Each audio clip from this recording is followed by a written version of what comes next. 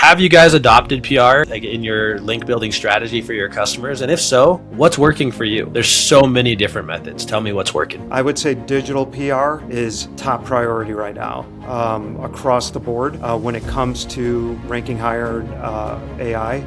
It's traditionally that was a quarter to 30% of the equation for SEO, but I feel like now, I could say good digital PR plan could be potentially even higher, like 40, maybe even 50%, depending on what your goals are. We have seen the LLMs do surface brand mentions, even no-follow links more so than they ever have before. And so that's where a PR is just a little bit different than an anchor text link. Anchor text links are still incredibly important in guest posts and things like that. I'm typically not pushing digital PR, and a lot of my clients, I'm really just trying to get what's the biggest opportunity that we can tackle. I'm usually working with small teams, and then we really only have the bandwidth to take on a couple different directions.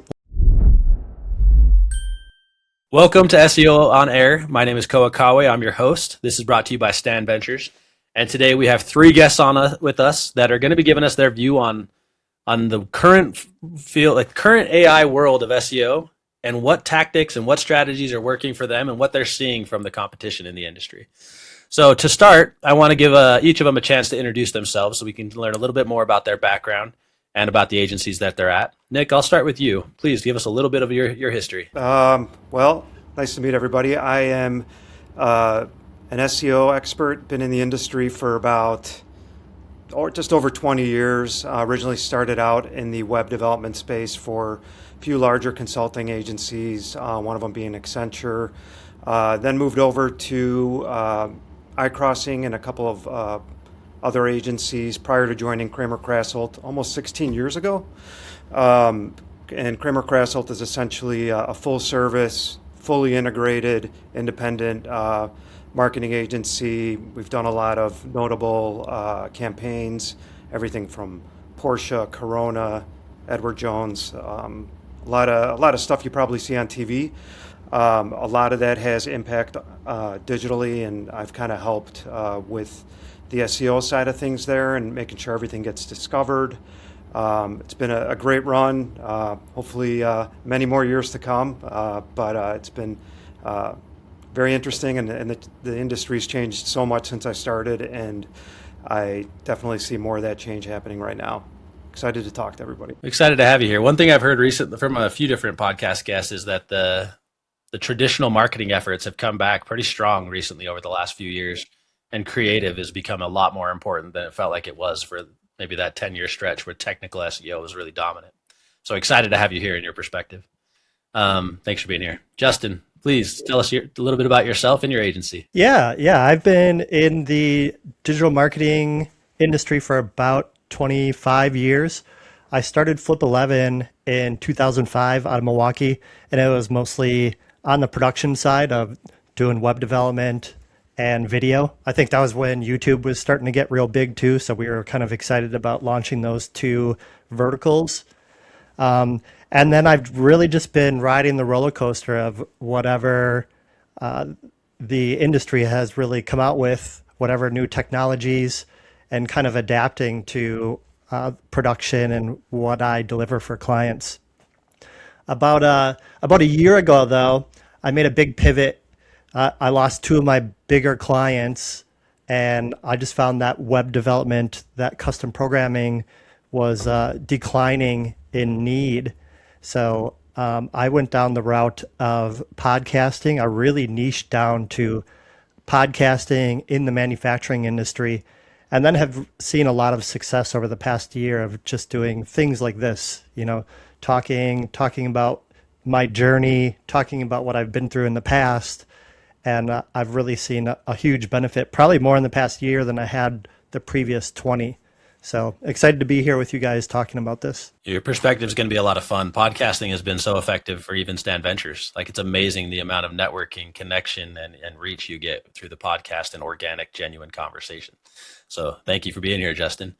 And Greg, I think that you're going to have another perspective on this. We have traditional advertising, we have the podcast. Tell me a little bit about yourself and your background and what makes you unique here. Yeah, for sure. So I'm Greg Secrist. I'm the co-founder of BKA Content, and we founded in 2009. And back then, we were originally a content creation service. So we did a lot of SEO content writing fulfillment for huge SEO companies, Fortune 500 companies like Shutterfly, Home Depot, Thomson Reuters.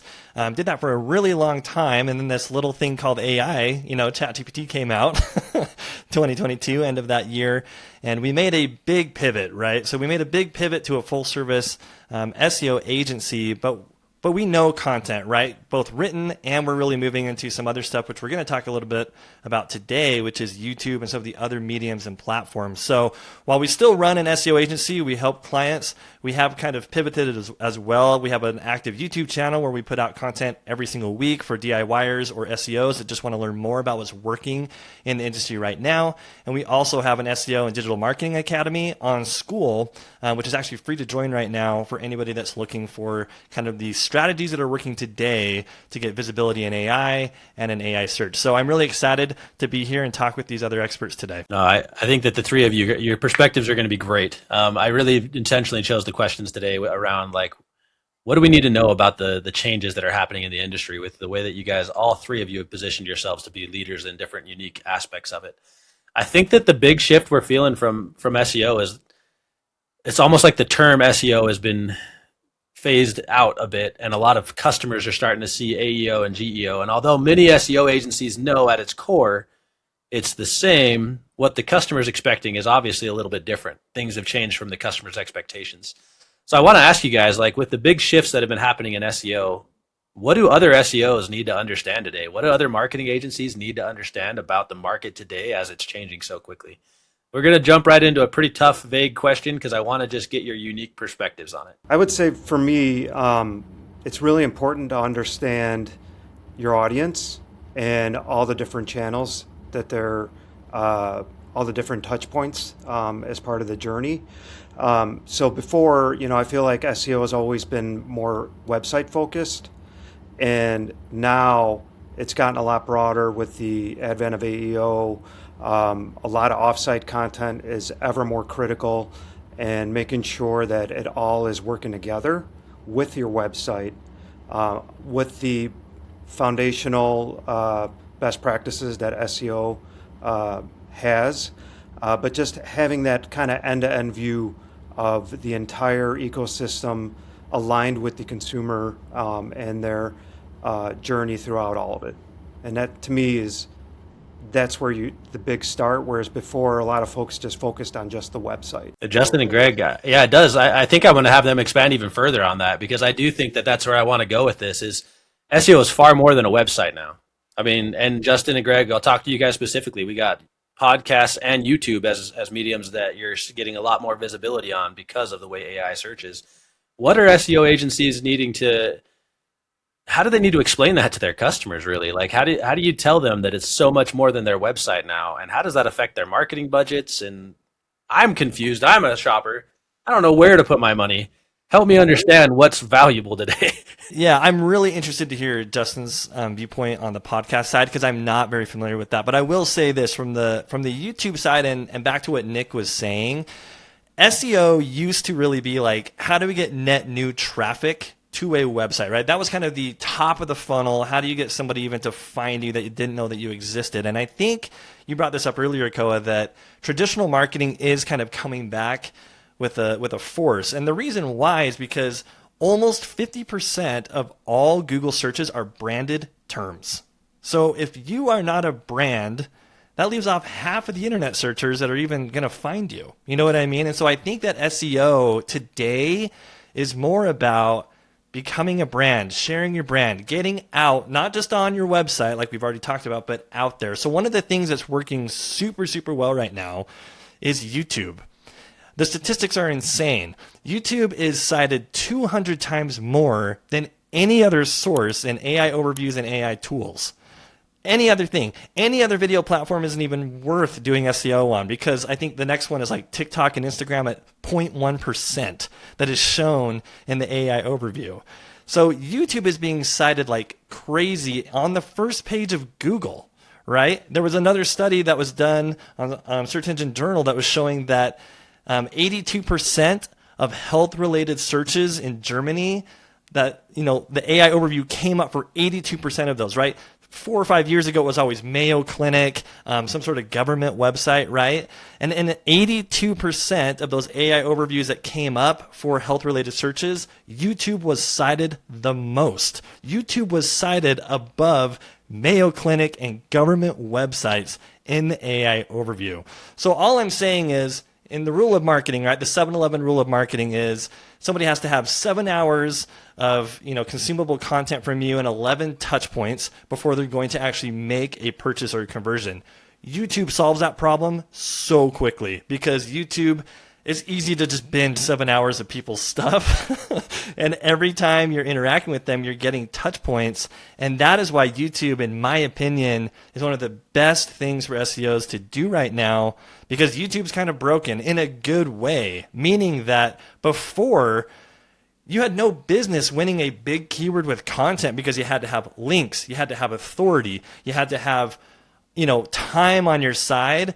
Google's broken right now in that you can make a YouTube video about a keyword term and win it on the first page of Google relatively easy right now. So we can talk more about this as we go. I don't want to take up all this time here. But Justin, I'm really interested to hear from you kind of how podcasts fit into that as well, with expanding the brand and how AI and AI search, like how that visibility and surfacing is actually working with podcasts. Yeah, I mean, I certainly echo all the statistics that you just said. I mean, I've really dug into SEO kind of unwittingly through podcasting, right? So, and YouTube was a big thing for me. So I was previously putting out my episodes on Spotify and a bunch of podcast platforms. And then I got into some YouTube groups on Facebook and I went down that wormhole. And that is exactly what I found, is that, you know, long tail keywords on a couple of YouTube videos within 2 or 3 days, I was popping up for. And podcasting is interesting too, because it kind of throws away all the years of strategy of different tactics I used to take in SEO. I really just try to get my client talking with their exact audience and then get them talking about the industry. Like the transcript is the SEO. That is like the meat and the bones.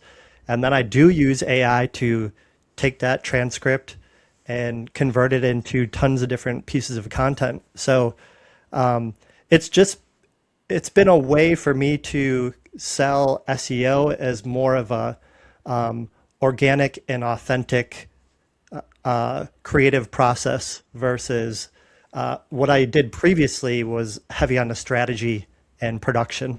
I think that you're going to break SEO brains all over the world when you say YouTube is ranking on SEO, like ranking first ahead of other SEO stuff. I've had this brought up before on the podcast, and the first question that came from the agent, like another agency on the call, was, how the heck are you ranking a YouTube video organically?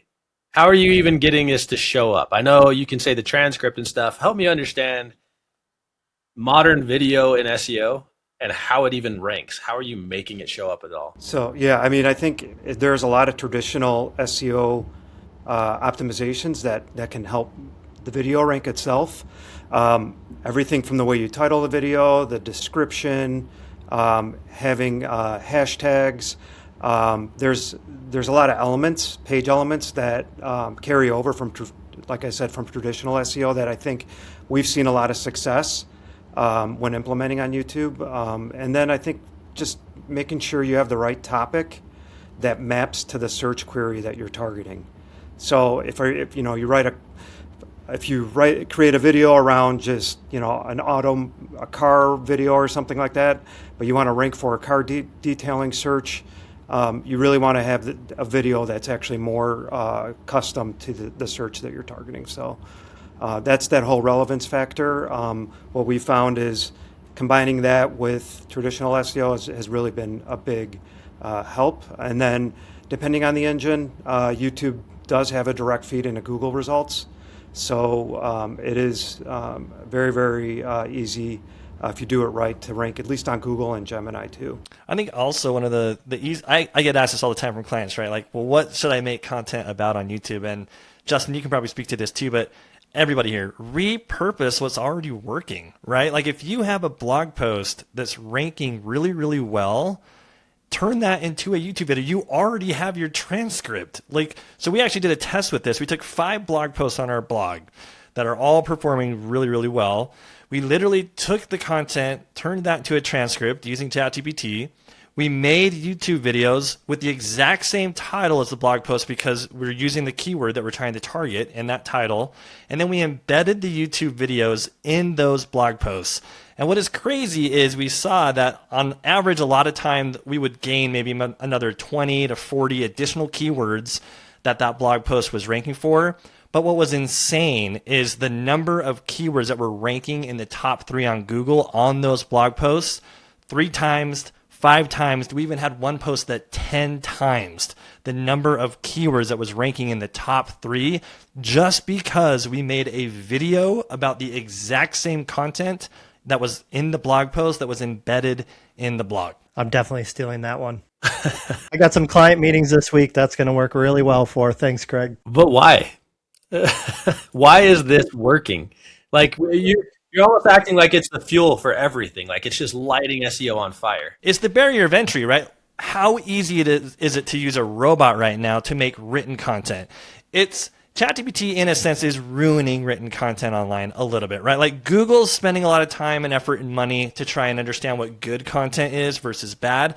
I don't know if ChatGPT and all the other tools are even caring about that because they're probably just backboning off of whatever Google says and then taking those results and surfacing those in the thing. But there is a higher barrier of entry to make a video. It's just harder to do than it is to pop something in the ChatGPT. And I know the naysayers out there are like, well, I could use AI to make a clone and I could use AI to do all that stuff. And sure you can, but the fact that it's harder to do is why it works so well. There's just less people doing it. I know that there's millions and millions and millions of videos put onto YouTube every single day, but they're not really done with the same intent like an SEO strategy is done with, right? A lot of people who are making YouTube videos just want to get famous or they want to go viral or they want to do this, that, or the other.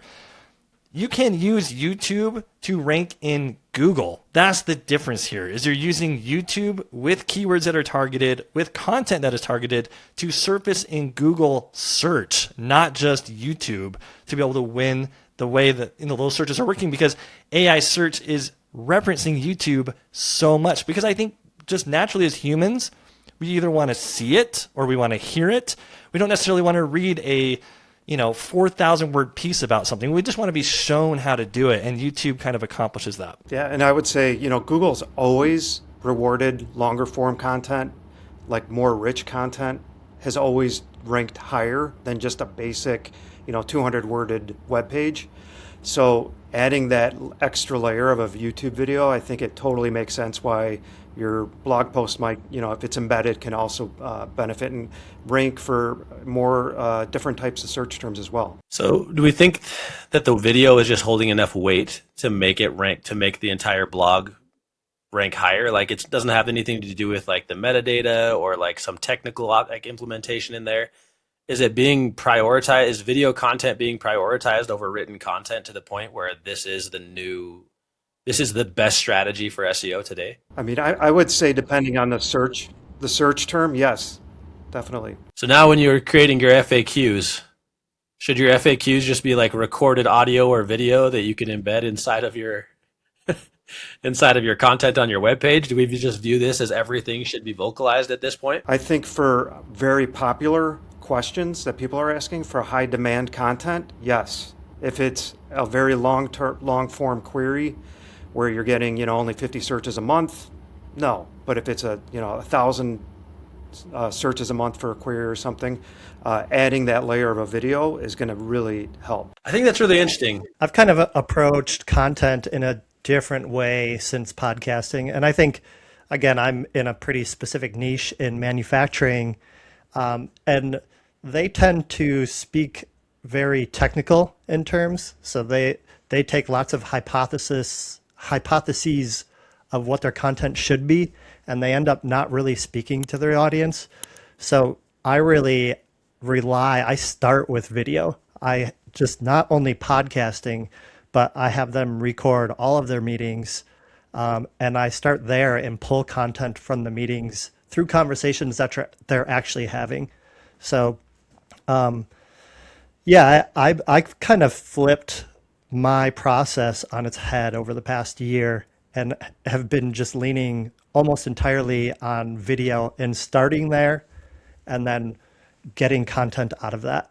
So if you were saying FAQs, I would have a meeting about it and we would talk about questions that would be frequently asked, what comes up when you're talking to clients, and then I decipher it from there. So one thing that I've run into quite often with agencies on the podcast is my customers are so busy, they want nothing to do with recording these videos. And all three of you have probably experienced that.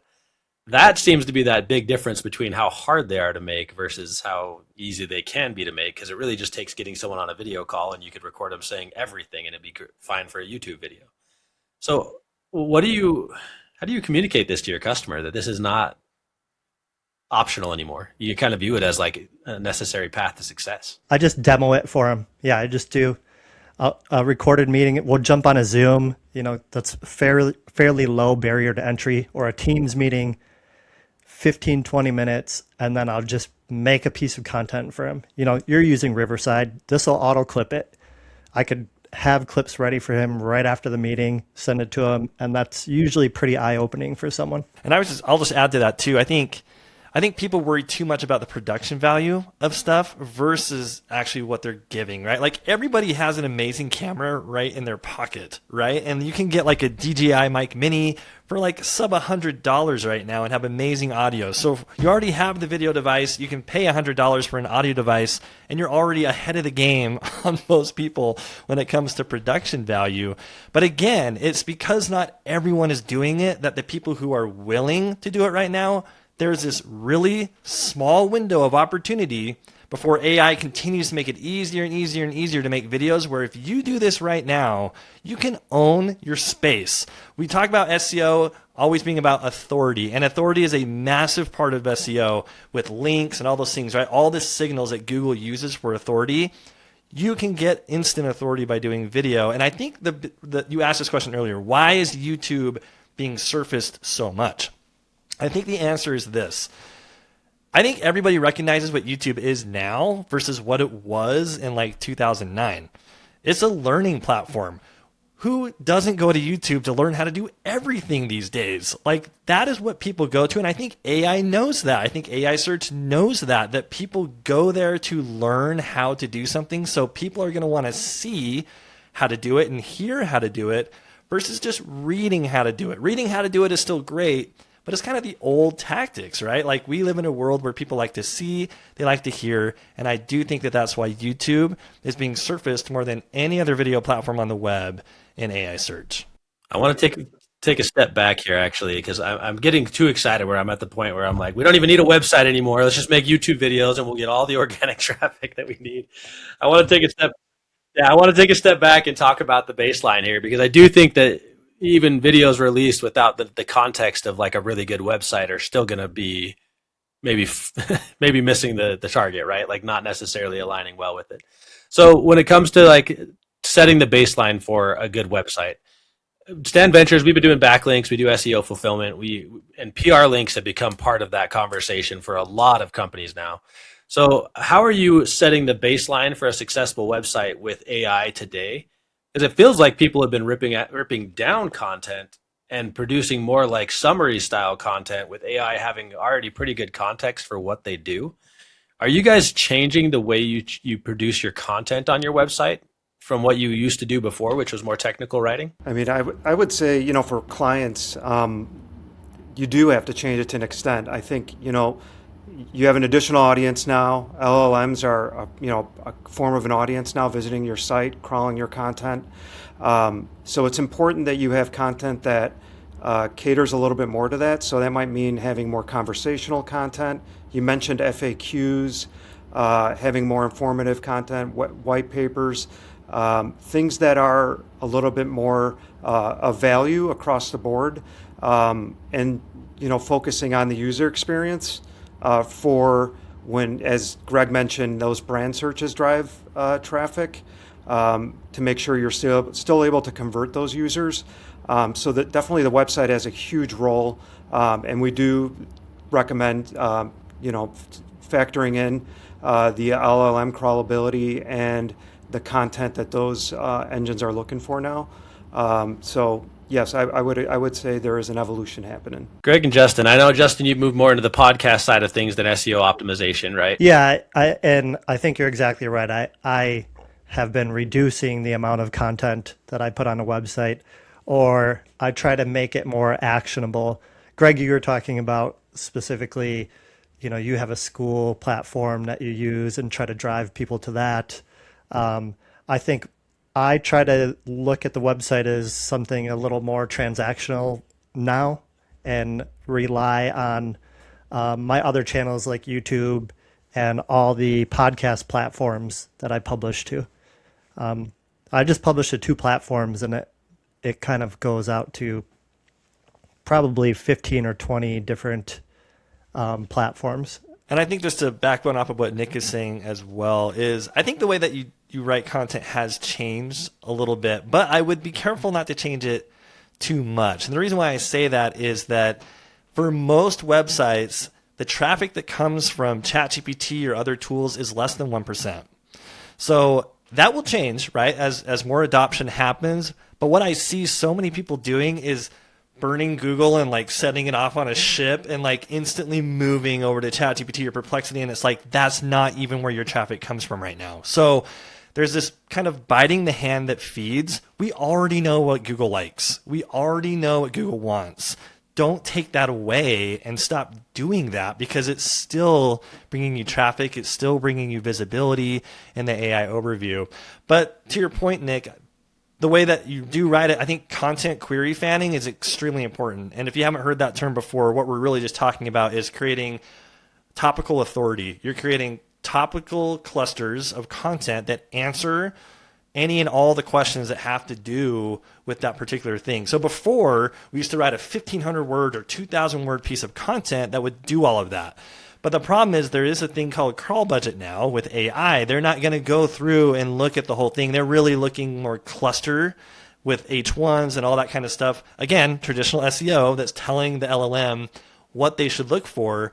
But now you kind of have to create separate pages that go over that stuff, because it is going to run out of crawl budget looking at an entire page that long. So long content is good still, but I have seen that now we're creating just more fanned out clusters to own topical authority to work better with Google AI search, which is funny because I think AI tools, like, they're not going to reinvent the wheel. They're not going to do what Google's doing. They're just going to say, hey, Google, what are the top 10 results? And I might surface some of those in my answer, right? Like, they're not trying to replace Google, It's a good perspective. I think, Nick, with what you're saying, I think it reminded me, like, and the fact that your agency has so many different avenues that a customer can market through. It reminded me of another agency we had on that talked about their point system that they utilize with their customer, which is, let's figure out, if with a limited budget, where they're generating the most revenue and where we need to distribute our points for fulfillment to make them successful. I think when you talk about YouTube and you talk about the podcast, that's actually just a couple of the places that you might want to spend the budget that are doing really well, where you might say a priority would be putting a lot of points into your YouTube video or your podcast or your billboards or whatever works for your customer. That ties back to what you specifically said about really understanding that unique audience and really understanding who it's written for. Because both Justin and Greg are talking about creating content very specific to, like, Justin, in your situation, B2B, and a very unique conversation that's really not always very easy to translate into like a blog post where it's like consultative conversation that just dives a little deeper into it than a Q&A can really always answer.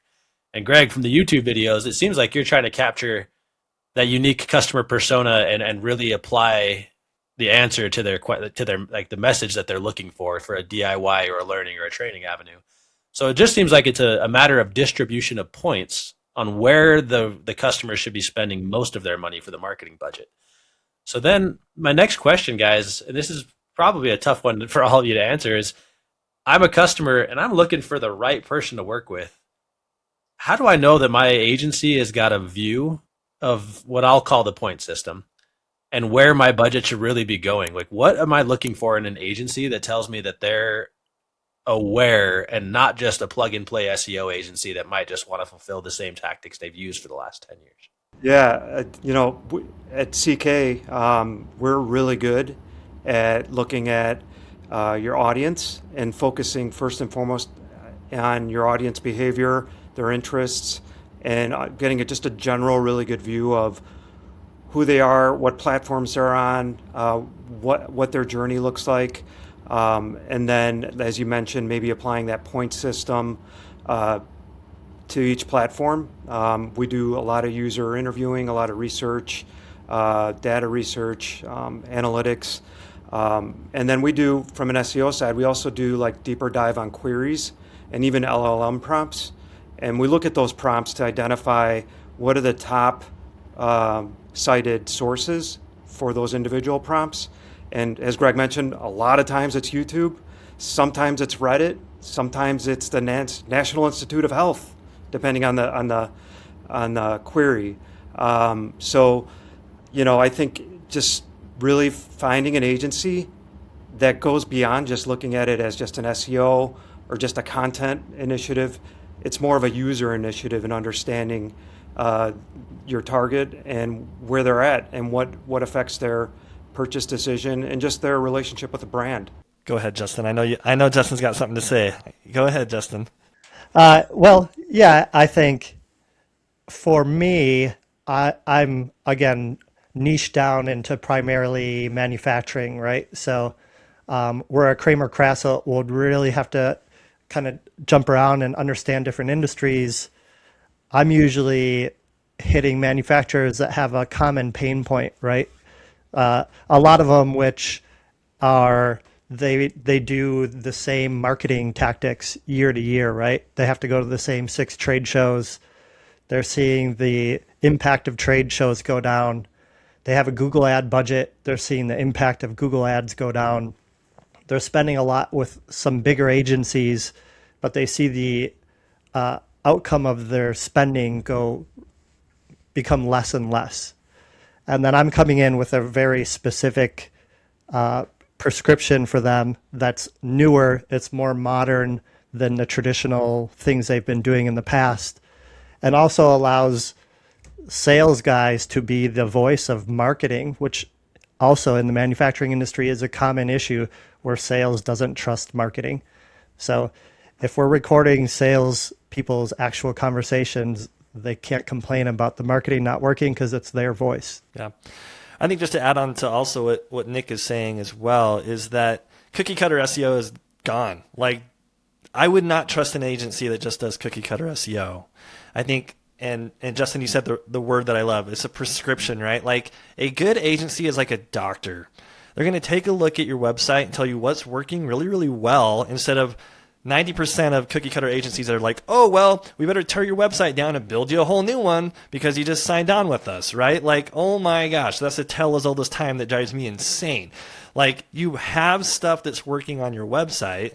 What can we do to fill the gap of the missed opportunities that we could do there, right? Like, rebuilding your website is probably at the very bottom of my list of recommendations of things to do. Like, that should be the very last thing that you do because all the time and effort you put into your website, right? So now I just think it's about expanding that outside of just the traditional, we write content, we fix pages, which are still incredibly important to do when it comes to traditional SEO. But now it's, the AI visibility thing, right? Like, Rand Fishkin just did a study 2 weeks ago that's really interesting where he showed that AI recommendations are basically unrepeatable, meaning that out of 100 prompts that are exactly the same, you will only get the same response maybe 1% of the time. So there is a lot of evolution here.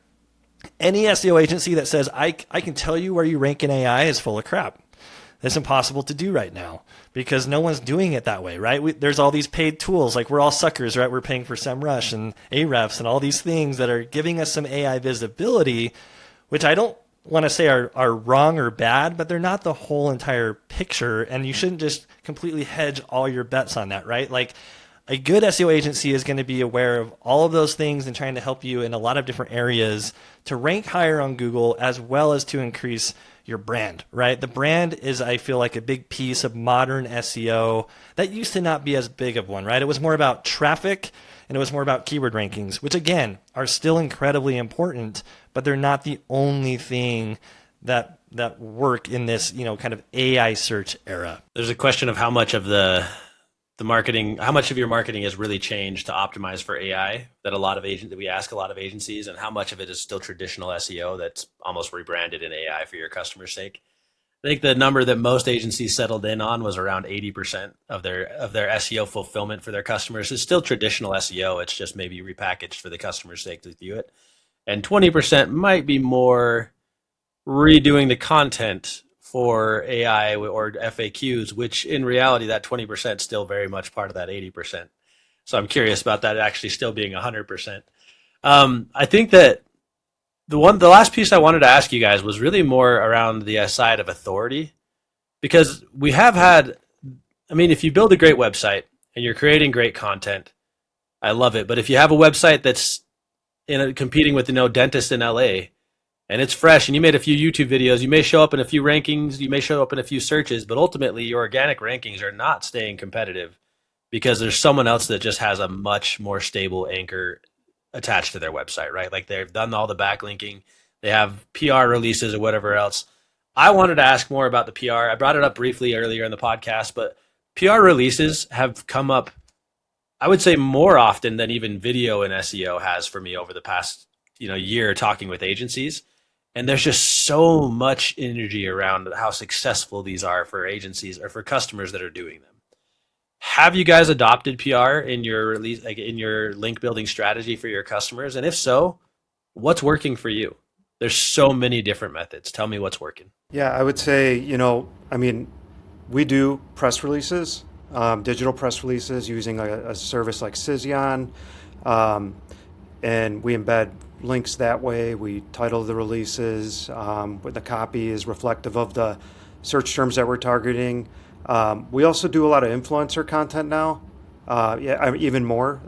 That is, we're leveraging that for potential link building opportunities. Things like videos, looking at the scripts, Instagram videos, looking at the scripts, making sure they have the right language in them that can map to search volume. So PR is, I would say digital PR is top priority right now across the board when it comes to ranking higher in AI. It's traditionally that was a quarter to 30% of the equation for SEO, but I feel like now I could say a good digital PR plan could be potentially even higher, like 40, maybe even 50%, depending on what your goals are. But there's a whole tool set underneath that that needs to be coordinated, with SEO if possible, to get the best performance. And I think, using a dedicated shop like, they might specialize in YouTube or, some of the other more specialized shops. We differentiate ourselves in saying that we're a full service agency. So I literally can walk over and have regular calls with our PR team on a client, ask them what's on the horizon this month, what kind of content's going out the door, and making sure that it's, if possible, can be leveraged to help AEO and SEO. So I think that's ever more critical now, digital PR specifically.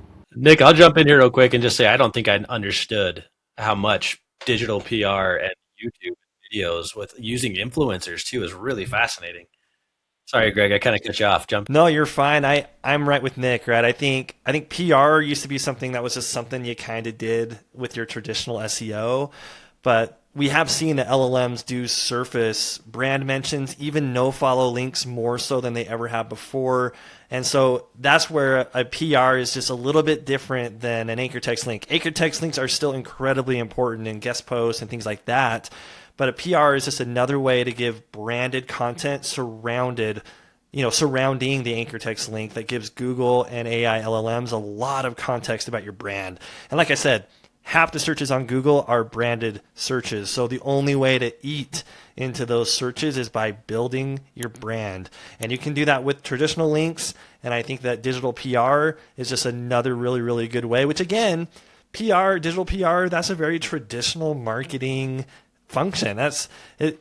Some people could call it SEO or not SEO. I mean, press releases have been around before SEO, but it is interesting how much of an effect that has. And again, I think that's just consistency, right? If there are more places online that say the exact same thing about who your business is, what does it do, and where does it do it, that just is another trust signal to LLMs and AI search to surface you as a branded recommendation in a conversation now with AI overview. Yeah, and I think underneath that, one thing that I didn't mention was like reviews and review sites.